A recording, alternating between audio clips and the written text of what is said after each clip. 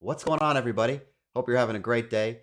In this episode, Anthony interviews me about something that's currently top of mind for me, and that's looking for a job. I have been on the hunt now for a few months, and I have some thoughts and opinions on the state of the world as a job seeker. So enjoy, and let us know in the comments what your thoughts are. If you're someone who's looking for a job, what your experience has been, how you might make it better. If you're a recruiter or an interviewer, let me know what you think the current state of recruiting or interviewing is and how we might be able to make the whole process better for everyone involved. So enjoy, and we'll see you next time.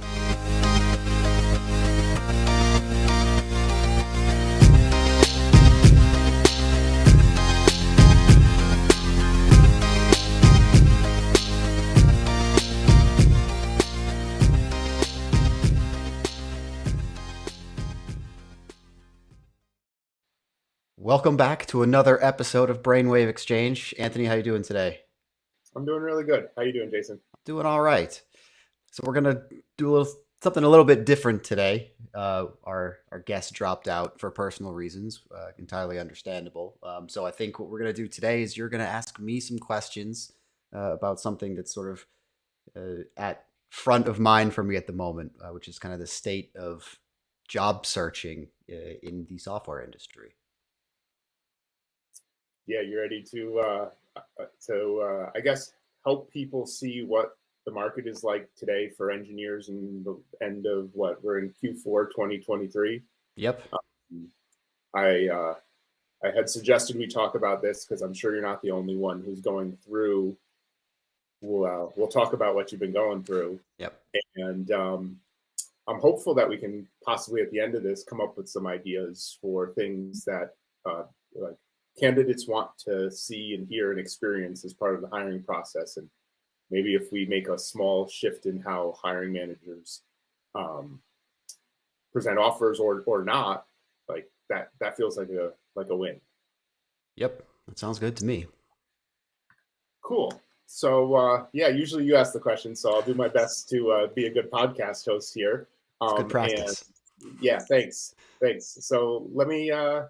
How about you give us? We can do some of the questions that we normally ask our guests, like give us a little bit of background, and then we can go into what kind of job you're looking for. Sure, yeah. So I was born and raised in a small town in Massachusetts. I think there's 8 to 10,000 people in the entire town. So very small. Um, yeah. Anyway, that grew up in a pretty well privileged, I think, family. My father was he worked in engineering in high tech, so we had very comfortable living arrangements. Had a good education. I had the good fortune, I think, of knowing pretty early on in my life what I wanted to do. So I didn't have a whole lot of uh,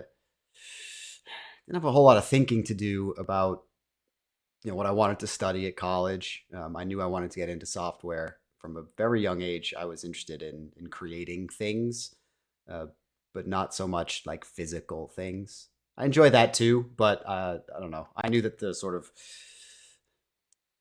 stakes of being something like a civil engineer where you're building bridges are a little bit it's too high for me.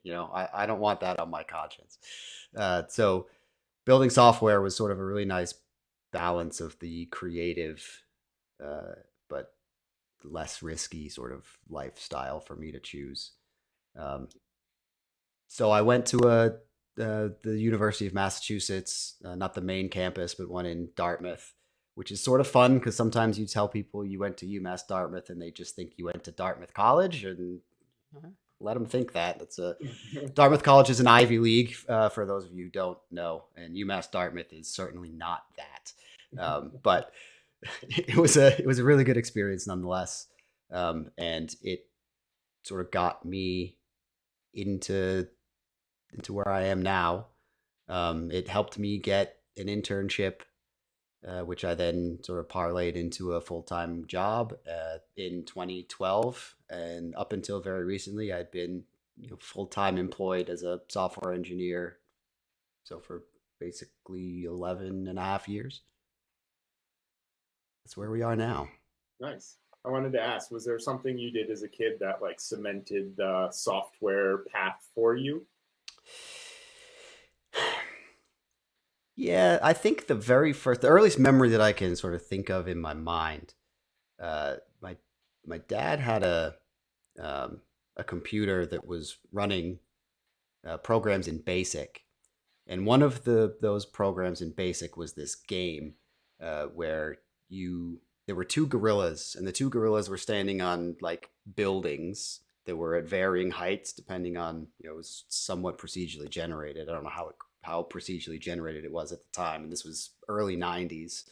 But anyway, so it was two gorillas that were standing on opposite ends of this cityscape, and you would throw explosive bananas at each other. So you had to input the angle of your throw and the velocity of your throw, and you'd throw Yeah. these bananas at each other and try and blow each other up. And so that was sort of my first like introduction into making a computer do something. I mean, I wasn't writing the actual code, but it was like, hey, if I put these different numbers in, it'll do different things. Right. And it's sort of that curiosity just kind of grew from there into sort of fully fledged. I want to be able to write all of this code. And I did take a look at the actual source code for that game because it was available. I didn't understand a line of it at the time. Right. And also BASIC. If you've ever seen BASIC programs, it's like everything's line numbered by tens, I think. And so every line has an instruction, and you've got your go-to line tens and all those sort of esoteric kind of instructions. Um, but yeah, that's the earliest time I can remember thinking like, "Hey, I have made a computer do something, and that was cool." Nice. Yeah, that game you mentioned reminded me of a game I played around the same time called Scorched Earth. Same premise, just swap monkeys for tanks. Nice. And yeah, you give it an angle and a power, and you gotta blow up the other tank. Cool. So okay, so we know kind of what got you interested in software, and your professional career has been, maybe talk about that a little bit, like some of the different industries you've worked in. Yeah, so I started out working at Vistaprint. So that was the job that I had an internship in 2011 that I turned into a full-time job. The full-time job was as a performance engineer. So I was very focused on ensuring that the Vistaprint.com website performed uh, with every code release. At the time, we were on a 3-week release cycle. So this was before the days of CI and CD where everything was just almost immediately into production. So every 3 weeks there'd be a code freeze. The code would then go from uh, the sort of merging environment into a test and performance environment, and from there I would run load tests on it. I would do code profiles of sort of high importance checkout flows to make sure that you could actually go through and order a business card in a performant way. And then I'd analyze those things to look for hot spots of where somebody might have introduced unnecessary looping of things, and that sort of thing. There was memory load usage sorts of stuff we had to do on physical web servers. Um, and then after that, I moved into a team that was focusing on getting us to a more CI CD type of environment. Yep. There was an in-house deployment service that was written to try and deploy things in sort of a more packaged way than they were in the old world. Um, and so I started out there. I think my official title was a senior quality assurance engineer, but I was writing automated tests for that system. And then that team sort of grew into a very early kind of DevOps team. And so we were then doing a whole lot more in the sort of traditional DevOps of CI, CD, observability, logging, that sort of space.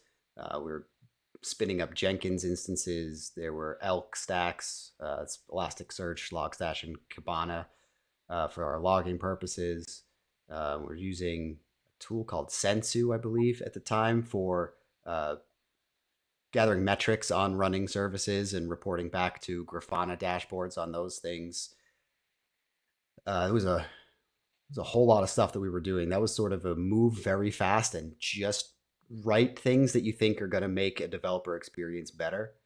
And we sort of cranked out a whole bunch of really interesting stuff back then.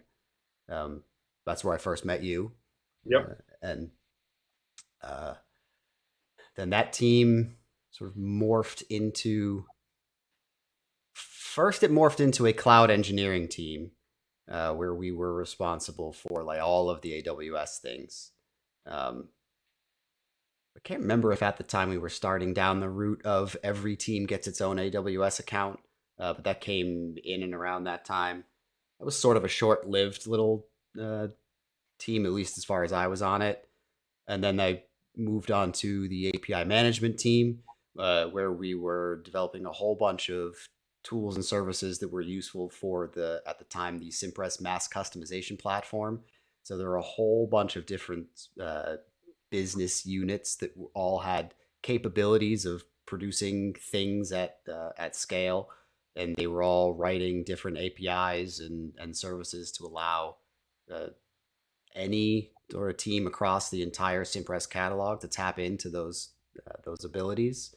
And API management was responsible for making it sort of easy for those teams to document their APIs, to be discovered. So we had a portal where you could publish Swagger documentation, to make sure that your APIs were following the standards that we had published in various RFCs.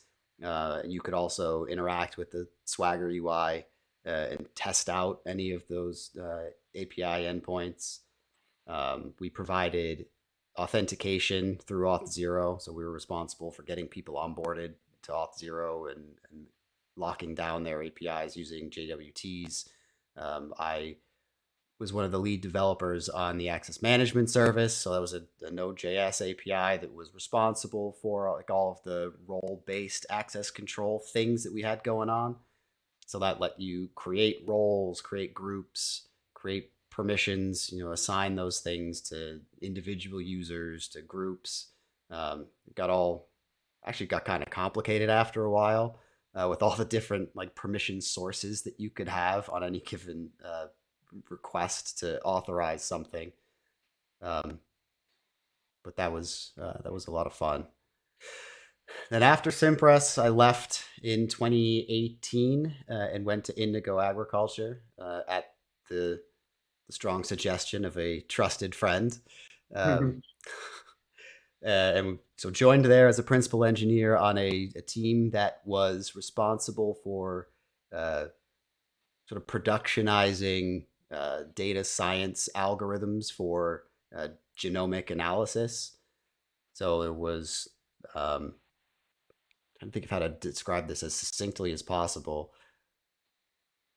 There were samples taken of soil on farms, and contained in those samples were different organisms, and we had to run genetic analysis on those organisms to like determine what they were, sort of put the sequence back together. So it's the way these things come off of a genetic sequencer is they're all kind of broken up into little bits because the genomic sequence is quite large, and you have to put it back together again. So that's a process called assembly. And once you've assembled it, you can run that through known databases to kind of highlight different proteins or other like sequences that exist like on that whole organism through a process called annotation, which lets you then kind of identify traits about that organism, Yep. so that you can predict what it might do. There were some other ones in there as well. We had to kind of make those useful for data science folk to use at scale, rather than like logging on to EC2 machines and emailing CSVs around and sort of the old manual ways of doing things. Classic biotech. Yeah. So make that nice and usable and fast and scalable, cost effective.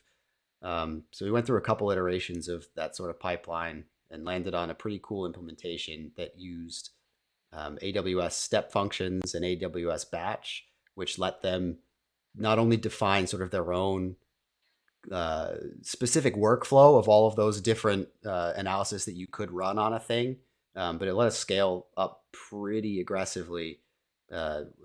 at one point we scaled a little bit too aggressively, and we're running some very large number of the most expensive AWS instances that it's possible to run, and spend an awful lot of money. But you learn from that, and move on. That was a good one. Yeah, it's a good problem when your limitations are financial and not technical. Yeah, absolutely. Yeah. And then from there, I got a taste of some management responsibilities. I ended up leading, at its peak, 4 teams with 12 engineers distributed across those 4 teams that were all developing sort of varying Python APIs for the Indigo marketplace. Almost all of these were built from the ground up, so we had to talk with product management to figure out exactly what was needed. We had to interface with the sort of senior developers on the UI developing teams to make sure that they were getting the data that they needed in the shape that they needed. So it was a lot of sort of conversation back and forth, working out requirements and timelines and expectation setting and all that fun stuff. And as far as I know, we completed all of those things on time and to the satisfaction of all of our customers. And then towards the end of my time at Indigo, there was a push to rewrite the Indigo marketplace in it with a new architecture because the existing one was very clunky to use.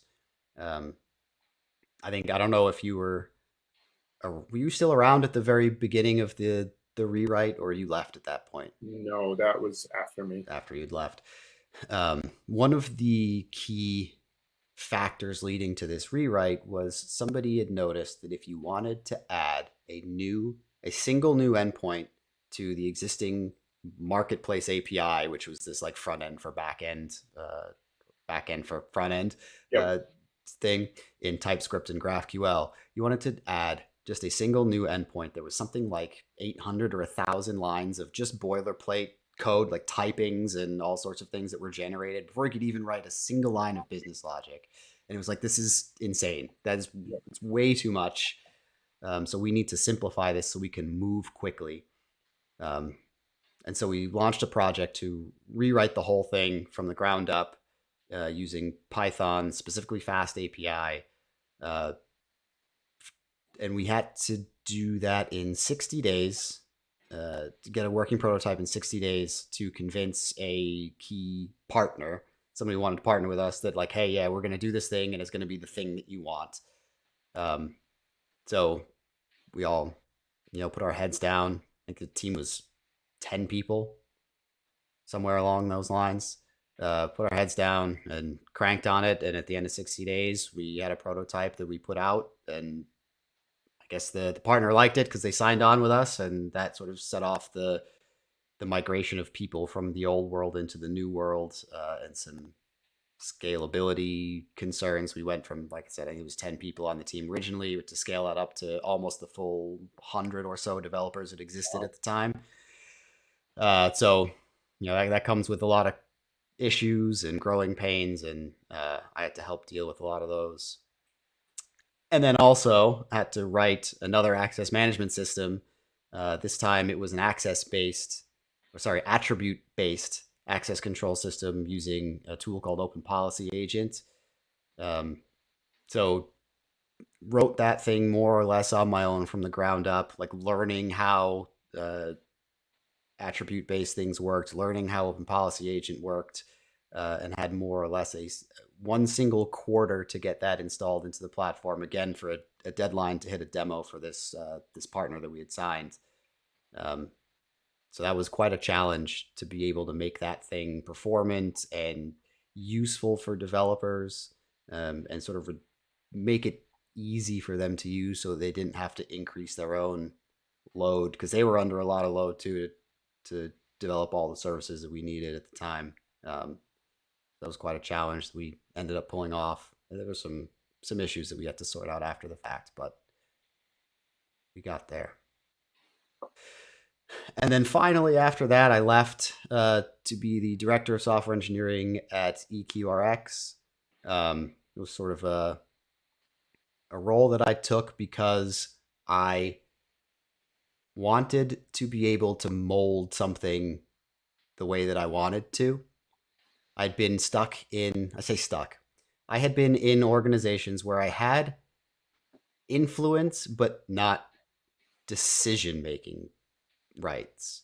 Hmm. So um, it was always making arguments that may or may not be accepted. Um, and I wanted sort of a place I could go where I could be the one who was making the decisions based off of the previous years of experience that I've had so that I could avoid some of the pitfalls that I've seen happen too many times. And especially at Indigo at the end, it sort of felt like we were running on a treadmill, just like repeating the same mistakes over and over. No matter how many times I screamed into the ether that something was probably, we've done this before and it didn't work out. Uh, Not being able to actually make a decision to avoid it got really frustrating. Right. Um, and then unfortunately, it didn't work out at EQRX for a number of reasons, but I guess the chief among them being they sold the company and Yeah. laid everybody off. So, Yep. thus the job search. And that brings us to today. Yeah. So you talked about a couple of different industries you worked in. You talked about marketing at Simpress. You talked about a ag tech company at Indigo, and then you talked at a biotech or pharma company, Mm-hmm. EQRX. What do you think, having seen all of those different domains, has taught you about engineering in general? I don't want to come off as sounding too cynical, but I think largely the work is the work. And by that I mean like writing lines of code isn't really all that different regardless of whatever industry you're in, right? The purpose of it is different for sure, right? Whether you're trying to sell something or you're trying to improve ease of use of something, realistically, at the end of the day, it's all about driving efficiencies in some fashion. It's all technology really does at the end of the day. But anyway, that's a sort of tangent that I won't get off on right now. All that to say, it's the important thing to me about what industry I work in now is an company mission is one of them. Both Indigo and EQRX at the time that I joined had missions that were trying to make the world a better place.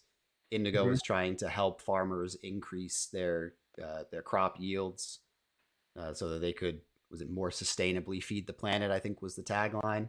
Yeah. And EQRX was trying to bring cheaper medicines to the market for things that were generally prohibitively expensive. Um, so really good, worthwhile missions. Unfortunately, neither of those has worked out the way that they had hoped. Um, but the second piece, I think, to me, that's most important is the people that you work with, because the people I think are the things that stick around long after the paychecks stop rolling in. Right. Right. So Yeah. You're going to spend a third of your life with these people, yeah, uh, working on the same mission. So having strong moral alignment with those things is a good motivator, I would think. right. Okay, so got it. Let's talk a little bit now about how interviewing has been going for you. Um, when did you start looking? About how many jobs have you applied to? Just high level stuff, and then we can dive deeper. Yeah. So the layoff at EQRX, I got word of it in early May, and um, while the official last date of my employment wasn't until early August, uh, I I sort of figured why not try and get something as soon as possible. So I think I started applying to places either late May or very early June. Um, I didn't actually start keeping track of the places that I applied to until early August. so I don't have a very accurate number. Um, but since I started tracking at the beginning of August, I've applied to just over 50 jobs. So if we extrapolate that out, it's probably 100-ish jobs I've applied to since the beginning of June. Um, yeah, of those 100 or so, I've had uh, 6 interviews. So it's 6 where I've like spoken with someone. Uh, 25 to 30% have not responded at all. And then the rest have been sort of just generic rejection emails from their HR systems. Got it. Got it. And so I'm wondering, like, I want to talk a little bit about the candidate experience and specifically where they just choose not to reply at all. Like, what is what is what does that do to you? What's going through your mind, and what do you want to kind of say about it? Yeah, the no response at all to me just feels lazy, and I understand, like, if you look at a lot of these jobs that get posted on LinkedIn, it's like there's hundreds, sometimes thousands of people who apply to these jobs. So I understand that it's unrealistic to expect a personalized response to every single one of those. But having been a hiring manager in the past, most of the systems that people use, whether it's Greenhouse or like something like that, there's mass actions you can take. Like, we're going to move these people on, select the rest of them, and like you can send out a pre-can rejection message, which I, obviously in a perfect world, you'd be able to get better individual personalized feedback. But again, if there's thousands of applicants, it's just not realistic to be able to do it. But getting something is better than absolutely nothing at all. Um, because it just sort of makes you feel like they either didn't bother to look at your resume at all, or it was so bad that they didn't think it was worthy of a response. Right. Or it leaves you with this kind of thread of hope that maybe they'll get to you one day, and then it does, those things pile up. Yeah. And it, yeah. Maybe one day. Quick little aside on a maybe one day they'll respond story. Back in 2011, when I was applying for internships, I applied to a whole bunch of them. Um, Obviously, I ended up getting the one at Vistaprint, but there was one that I can't remember the company name now, but I applied to it in 2011.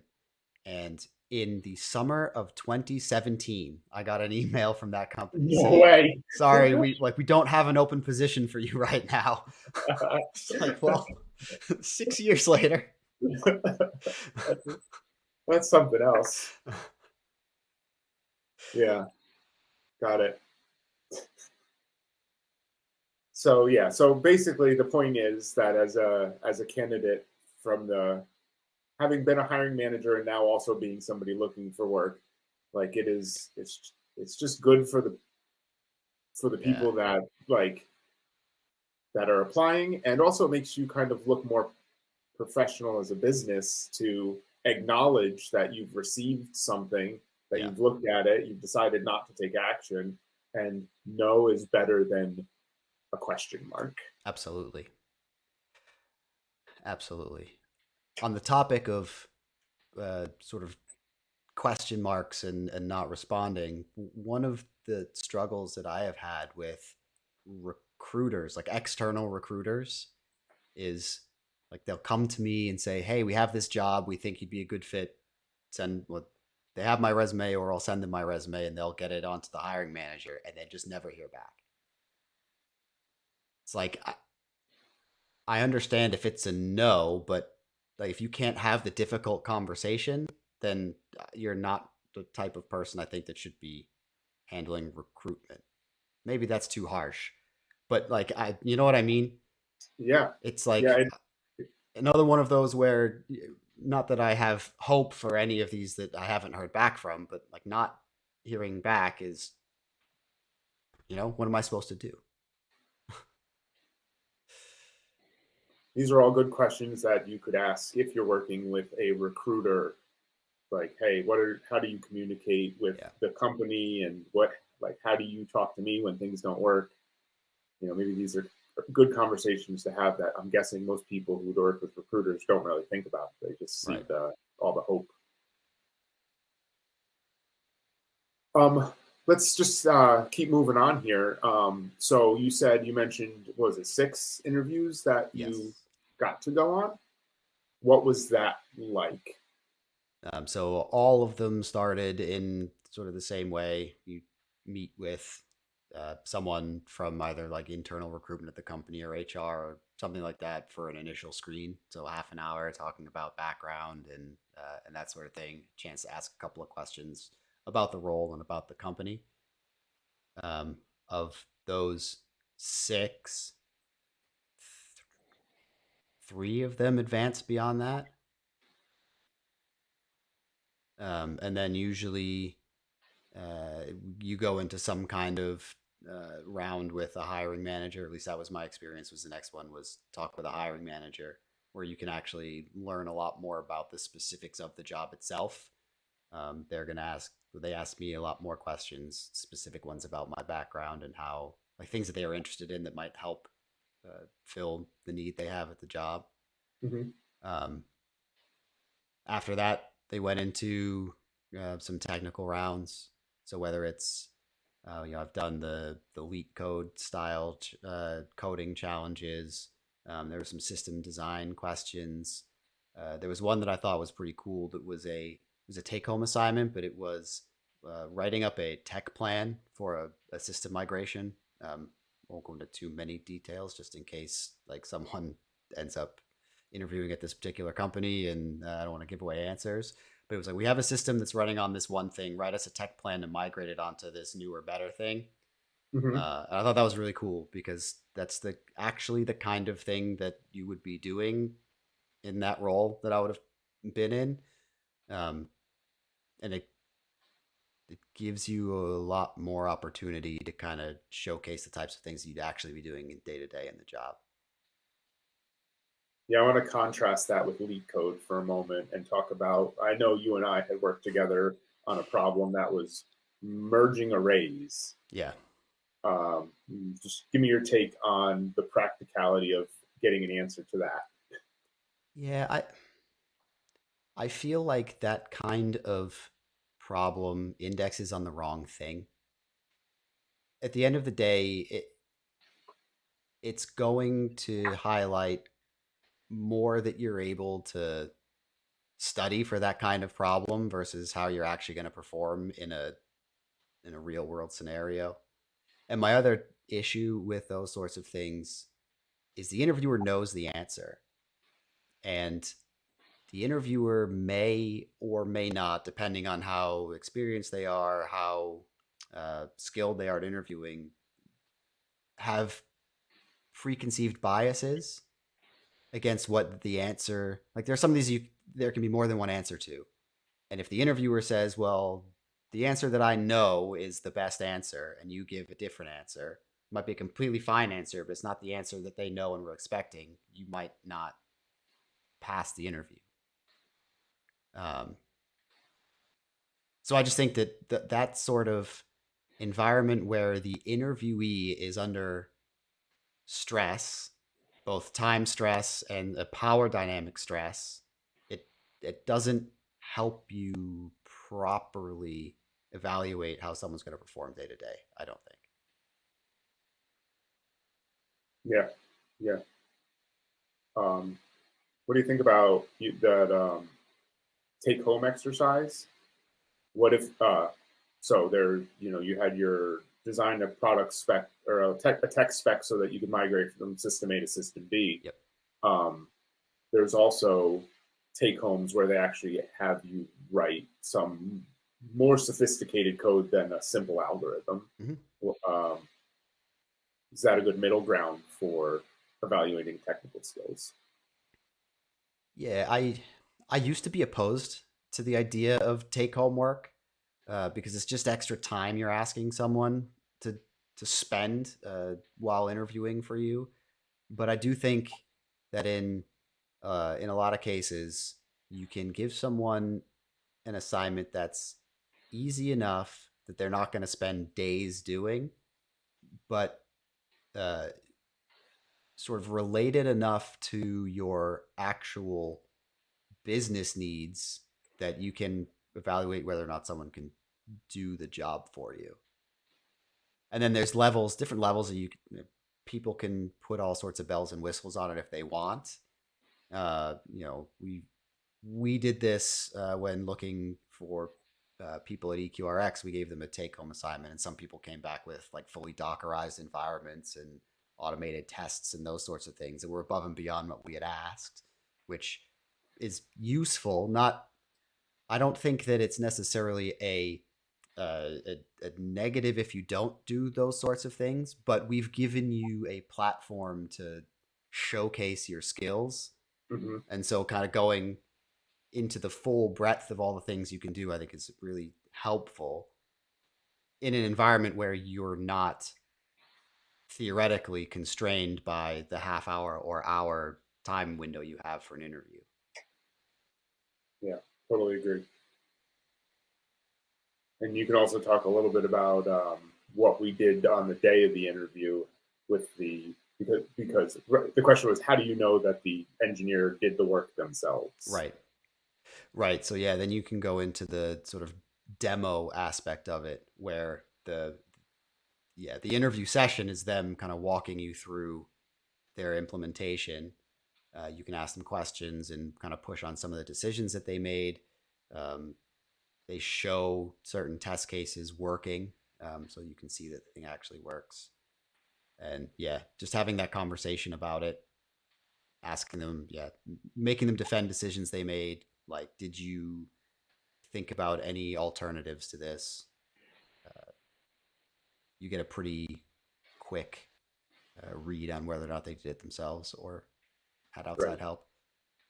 And that's sort of representative of what the real working world would look like, where you come to, say you and I are on the same team, you're the project lead, you come with a proposal, and then your peers push on it to make sure that you've considered all the different scenarios. Yeah. And it's a negotiation. Yep. So let's get to wrapping here. Dream for a little bit. What how would you like to see hiring, companies hiring, treat their engineers, communicate with their engineers? What kind of interviews would you like to see, and just sort of think through what an ideal scenario would look like to you? Yeah. So step one, I think I want a system that keeps track of all of my applications, no matter where they are, and can be like keep them updated. So I know, like, yeah, this one's rejected. This one's like, I do that myself, but it would be nice to have that all in a place and make it easy for the companies too. Where again, I don't want the ghosting, because the ghosting is just not a good look for anybody.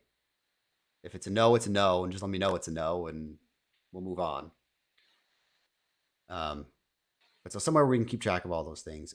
In terms of the actual interviews, I've thought about this a lot, and I actually tried to affect some change in this direction at Indigo, but didn't quite get there. The things that I think we need to be indexing on a lot heavier in interviews are definitely things like code reviews. So let's give the candidate, an isolated branch on GitHub with a pull request that has some issues in it that you'd want called out in an actual code review, and see Mhm. what they come up with. See the types of comments that they might make, suggestions they might have to fix things. but that shows that you can read and understand code. It shows that you can identify problems, suggest solutions. It'll might give you an insight into how someone would interact with someone else. Like, are you giving helpful suggestions? Are you kind of coming off aggressively? That sort of thing. So that's one type of interview I'd like to see. I'd also like to see a sort of a pair programming exercise where both the interviewer and the interviewee don't know the answer. So they're given a problem and they have to solve it together, where you're kind of bouncing ideas off of each other and trying to work towards a solution, but neither of you knows what the right answer is. So you have to come to a consensus and solve the problem, because that's how you're actually going to work in the real world. And again, that kind of thing helps you gauge what your problem solving ability is like, how you think about things, how you communicate. Like, those are the things that everybody's trying to get at. But I just don't think that the current ways of conducting those interviews is ideal for the interviewee. So remove the power dynamic entirely, right? Neither of you knows the right answer. Let's just talk it through and come to a consensus. And yeah, and then just over communicate, I think. At any point in the interview process, like, it's just good to know. One of these processes I went through, I had the recruiter reaching out and was like, it's Friday afternoon. We just want you to know that we'll make a decision early next week, but didn't want you to go into the weekend not knowing, or like not hearing back. And I thought that was really good, right? Like, then I don't have to worry about it. I know that it's not a no. It's just, they've pushed it off until next week, which is fine. Absolutely fine. It was just that sort of like over communication, I think, is very useful. Yeah. Minimize surprises to the candidate. And I mean, in both directions, honestly. Yep. All right. And so last sort of question for you is, you're still on the market, you're looking for a job. Is there anything you want to say to people who are looking to hire engineering leader like yourself? Yeah, I mean, I have what I think is a pretty diverse background, which gives me a lot of different avenues to pull knowledge from when making decisions. As a leader, I lead from a foundation of trust and respect, because I know that people do their best work when they feel like they have ownership, they feel like their ideas are valued and heard, and they can take actual pride in their work instead of just cranking out lines of code to make a paycheck. So if you want someone who's going to come in, establish trust, respect, and get the best out of your people, that's me. Yeah. And I've worked with Jason for 7, 8, 9 years. I don't know, a long time. It's a long time. And I've seen it firsthand what you can do with the team. So good luck on your job search, and let me know if there's anything I can do to help. Thank you, Anthony.